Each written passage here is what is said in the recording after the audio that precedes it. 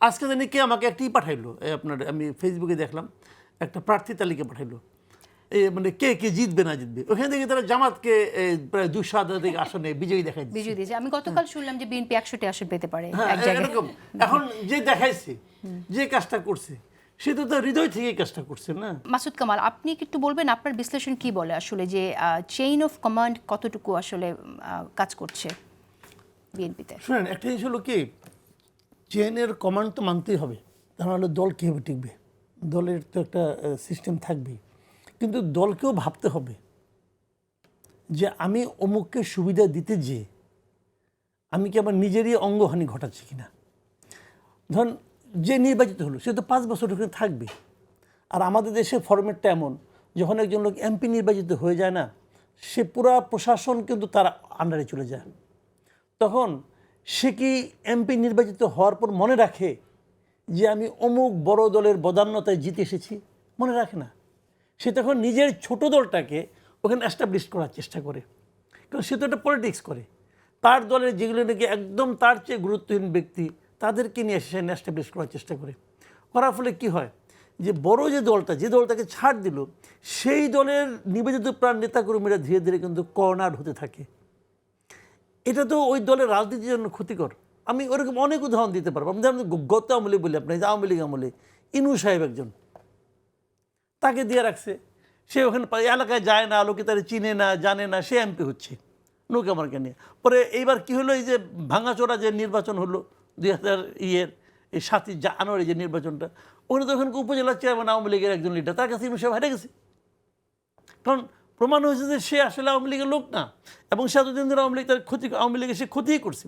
তো এরকম কিন্তু আমি একটা জায়গায় উদাহরণ দিলাম, এরকম উদাহরণ বিএনপিতে অনেক আছে। একবারে যে উকিল সাত্তার উকিলকে বাদ দিয়ে ওখানে আমিনী সাহেবকে দিল, তো এগুলো তো আমরা দেখছি এগুলো।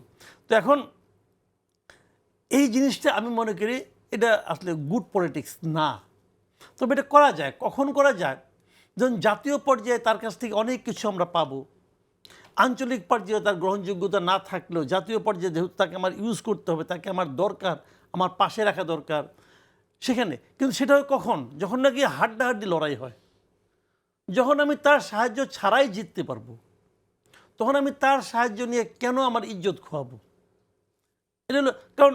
একটা যত কিছু আপনি বলেন, ঠিক আছে, বিএনপির কেন্দ্রীয় নেতৃত্ব আছে, বিএনপির কেন্দ্রীয় নেতৃত্বের কাছে যে এলাকায় একজন এরকম মানে আপনার কম পরিচিত, কম শক্তিশালী লোককে তারা এখানে ইমপ্ল্যান্ট করতে চাচ্ছে, তো বিএনপির কেন্দ্রীয় নেতৃত্বের কাছে ওই এলাকার বিএনপির লোক কি না প্রিয় না, তাদের অস্তিত্বের কথা কোনো ভাববেন না, তাহলে দল হলো কীভাবে? তাহলে ওই লোকটার যে বিএনপি করলো, সে কি বিএনপি করে ভুল করছে? আপনি আমাকে এই জিনিসটা বুঝেন, সে তো শুরু থেকে বিএনপি করতেছে, তাহলে তার যে এই যে ডেডিকেশন। কিন্তু যেমনটি মাহমুদ হাবিবা বললেন যে এর আগেও কিন্তু এ ধরনের আসন সমঝোতা হয়েছে, আমরা বিএনপিতে দেখেছি। হয়েছে, এটা আমাদের রাজনৈতিক দুর্বলতা, এটা আমাদের দেশের রাজনৈতিক দলগুলোর আমি বলবো এক ধরনের মানে কূটকৌশল, কিন্তু এটা তাদের। আপনি তাহলে কি মনে করেন যে বিএনপির উচিত হবে না কোনো দলের সাথে কোনো আসন সমঝোতায় যাওয়ার? আমি মনে করি এই নির্বাচনে তো উচিত হবেই। ঠিক, তাহলে সেক্ষেত্রে আপনি কি মনে করেন যে কি হতে পারে, মানে বিরোধী দল কারা হতে পারে সেখানে? বিরোধী দল কি হবে এটা তো আমরা বলতে পারি না, সরকারি দল কি হবে তাও বলতে পারি না, কারণ এটা নির্বাচন। বিরোধী দল, সরকারি দল তো অনেকে মনে করছে যে বিএনপি, হ্যাঁ, কিন্তু বিএনপি হয়তো ভালো অবস্থানে আছে। আজকে জানি কে আমাকে একটি পাঠাইলো, আপনার আমি ফেসবুকে দেখলাম একটা প্রার্থী তালিকা পাঠাইলো, মানে কে কে জিতবে না জিতবে, ওখানে থেকে তারা জামাতকে প্রায় 200 আসনে বিজয়ী দেখাই দিয়েছে। আমি গতকাল শুনলাম যে বিএনপি 100টি আসন পেতে পারে এক জায়গায়। এরকম এখন যে দেখাইছে, যে কাজটা করছে, সে তো তার হৃদয় থেকেই কাজটা করছে না, তার হৃদয় এভাবে বলতেছে, আপনি কী করবেন তাকে?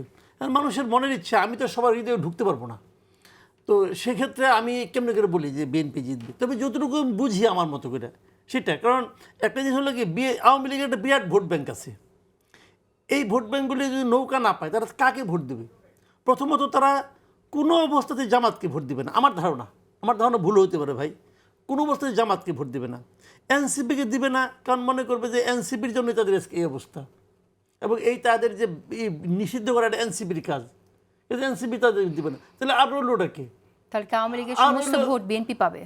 আওয়ামী লীগের সব ভোট বিএনপি পাবে না, আওয়ামী লীগের সব ভোট বিএনপি পাবে না, আওয়ামী লীগের কিছু ভোট বিএনপি পাবে, আওয়ামী লীগের ম্যাক্সিমাম ভোট তারা ভোট কেন্দ্রে আসবে না, আওয়ামী লীগের ম্যাক্সিমাম ভোট তারা ভোট কেন্দ্রে আসবে না। যাতে ভোটার টার্ন আউটটা কম সংখ্যায় ওটা দেখানোর জন্য না, তারা আসবে না হলে এই কারণে তারা মনে করবে আমি যে কাকে ভোট দেবো, আমার প্রার্থী তো এখানে নাই, তো তারা ওখানে যাবে না এই কারণে।